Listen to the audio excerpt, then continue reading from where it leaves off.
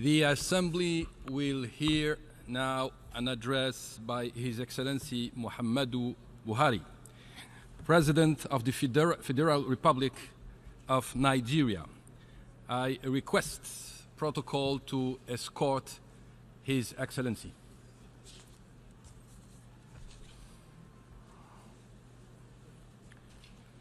On behalf of the General Assembly, I have the honor to welcome to the United Nations His Excellency Muhammadu Buhari, President of the Federal Republic of Nigeria, and to invite him to address the Assembly.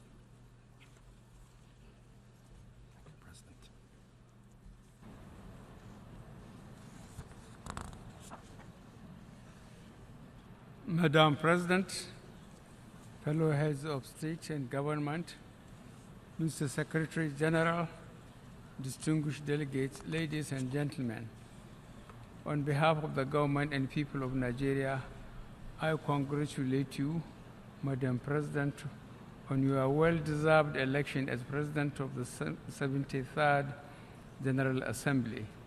As you embark on your assignment, I would like to assure you of Nigeria's support in no less measure than that which we extended to your illustrious predecessor, His Excellency Mr. Miroslav Lajcak.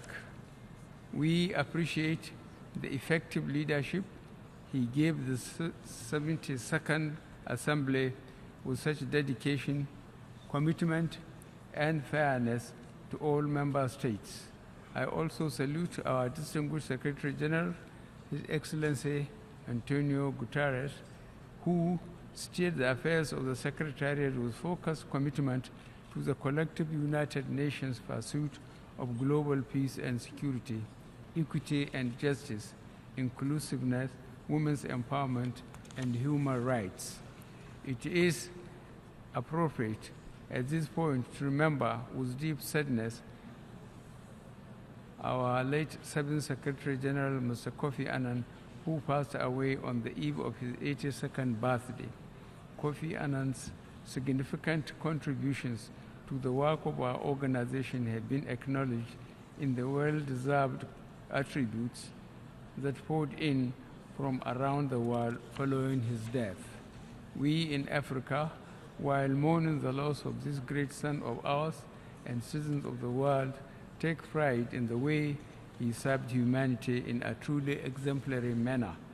He demonstrated in his calm but determined manner the virtues of compassion, dedication to the cause of justice, fairness, and human rights. He was a visionary leader who inspired hope even in the face of the most daunting challenges. He devoted his entire life's career to the United Nations and the pursuit of its ideals and goals. The world is indeed a better place thanks to his exemplary service. Madam President, during the first year, the world saw some positive results and encouraging signs from the bilateral and multilateral efforts of the international community to address conflicts, crises, and threats to world peace. We particularly commend the efforts of the leaders of the United States, North Korea, and South Korea to realize our shared goal of a nuclear-free Korean Peninsula. In this connection, we acknowledge the commitment to peace shown by President Donald Trump and Chairman Kim Jong-un by initiating a historic summit. We urge that they continue this positive engagement. Regrettably, many of the crises and threats to peace and security around the world, which we debated last year, as we did our overall previous years, remain unresolved. In some cases, matters got worse. The continuing flight of the Rohingyas in Myanmar, the protracted Israeli-Palestinian conflict, the wars in Yemen and Syria, and the fight against international and local terrorism such as Boko Haram and Al-Shabaab come to mind. The terrorist insurgencies we face, particularly in the Sahel and the Lake Chad Basin, are partly fueled by local factors and dynamics, but now increasingly by the international jihadi movement, runaway fighters from Iraq and Syria, and arms from the disintegration of Libya. In Myanmar, the carnage appears to have thankfully abated somewhat. We commend the United Nations for staying focused on the situation of the Rohingya people to bring their suffering to an end and hold to account the perpetrators of the atrocious crimes committed against innocent and vulnerable members of this community, including women, children, and the old. The international community should strengthen its resolve to combat ethnic and religious cleansing anywhere. We support the United Nations efforts in ensuring that the Rohingya refugees are allowed to return to their homes in Myanmar with security, protection, and guarantee of citizenship. We note the indication by the government of Myanmar of its willingness to address these issues, and we encourage them to do so expeditiously.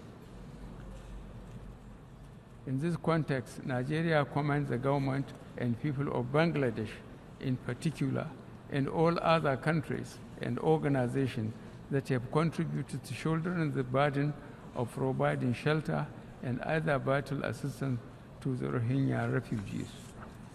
The carnage and the worsening humanitarian situation in Syria and Yemen continue unabated, but the international community cannot afford to give up on the Syrian and Yemeni people.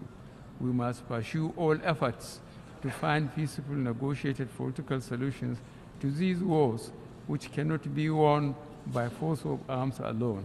Regarding Syria, we hope that the United Nations-sponsored Geneva process and the Sochi initiative led by Russia, Iran, and Turkey advance this objective.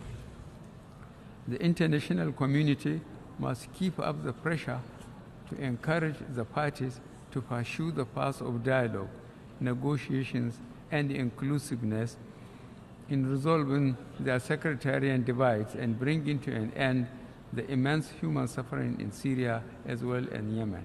We commend Turkey, Jordan, Greece, Germany, Italy, and France for hosting the millions of the refugees fleeing these brutal conflicts.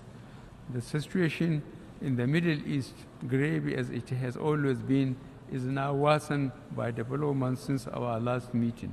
Nigeria continues to call on the Israelis and the Palestinians to make the necessary compromises in the interest of justice, peace, and security, in line with our numerous United Nations resolutions and applicable international laws.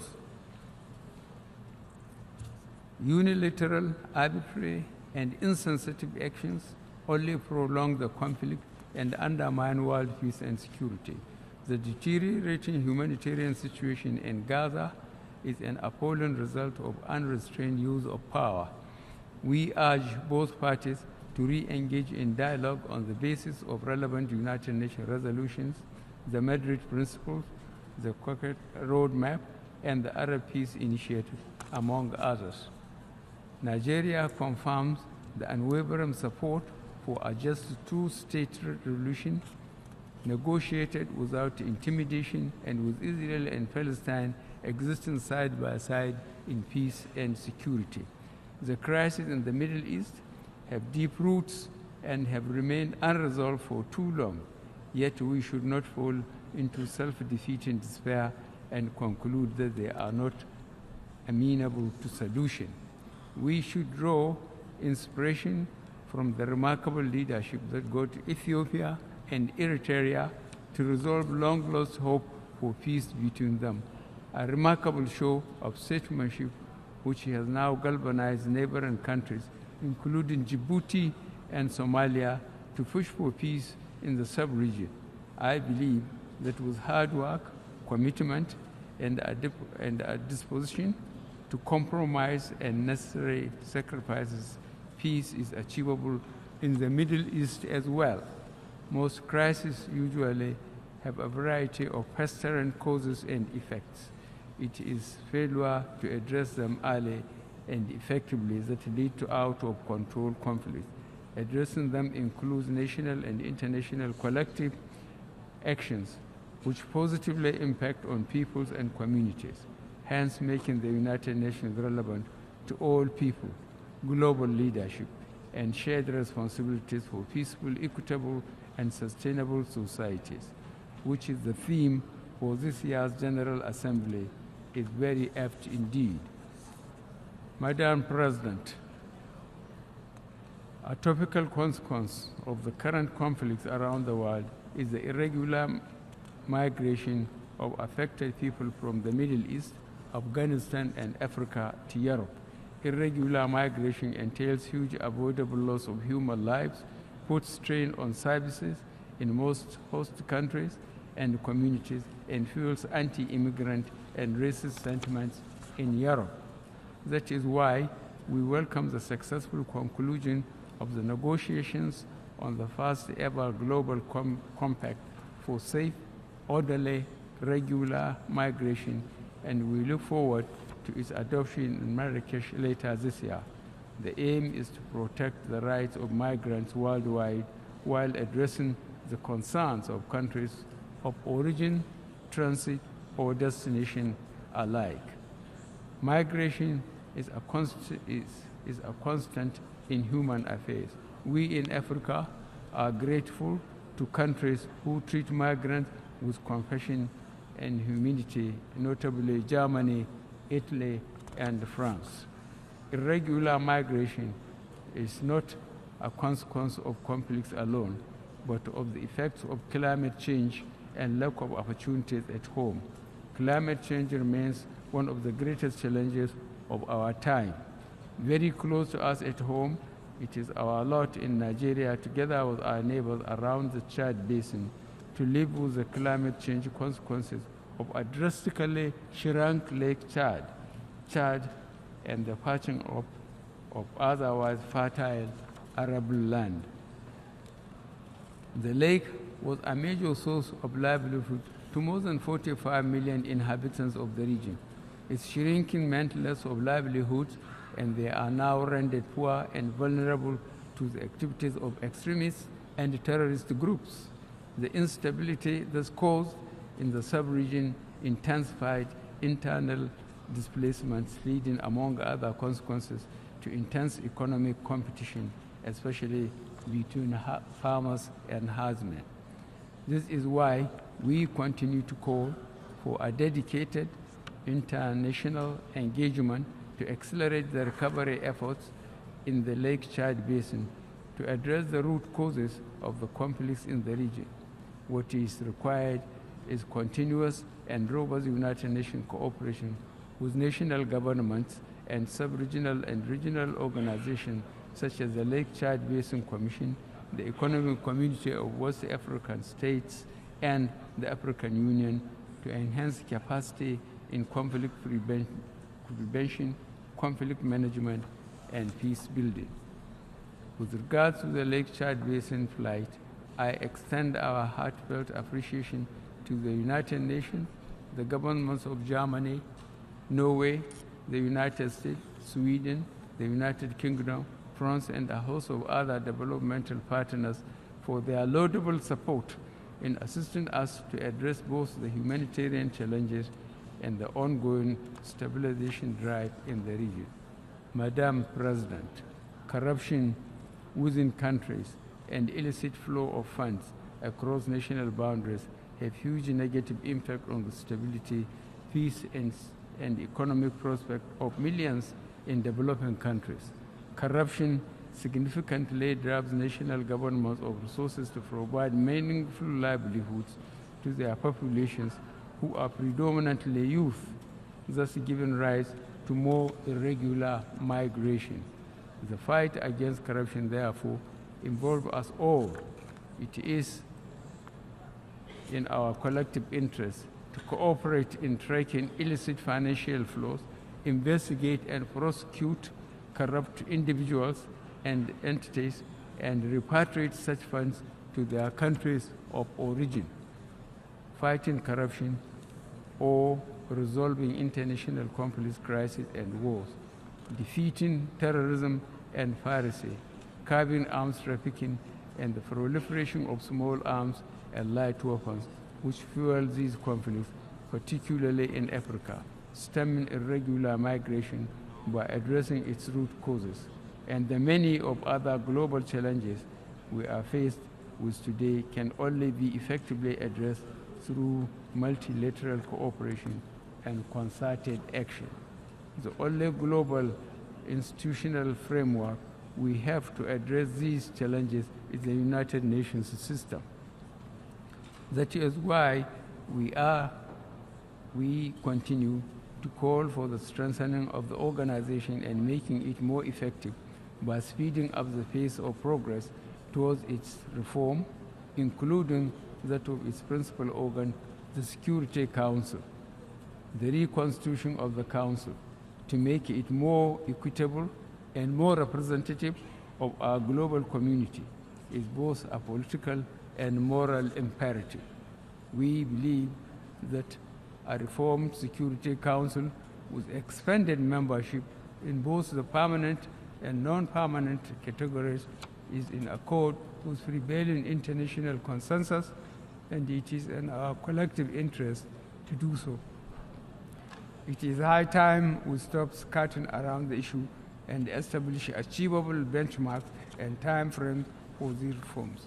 I assure you all that in this advocacy, I am only reflecting Nigeria's deep and abiding commitment to our organization and its founding principles and goals. From the date we joined in 1960, we have contributed our quota to the fulfillment of the mandate of the United Nations. We have been active participants in many Security Council and African Union authorized peacekeeping operations around the world, beginning with the Democratic Republic of the Congo in 1960.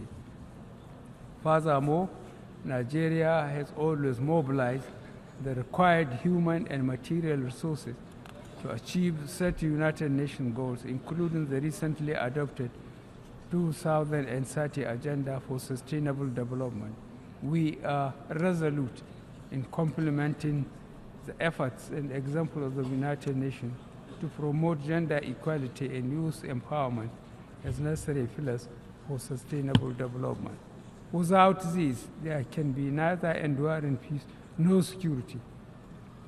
As we set and implement our national policies to achieve these goals, we, in the spirit of international solidarity, will readily cooperate with other nations seeking to achieve similar goals for their own populations to help ensure that no one is left behind. I thank you very much for your attention.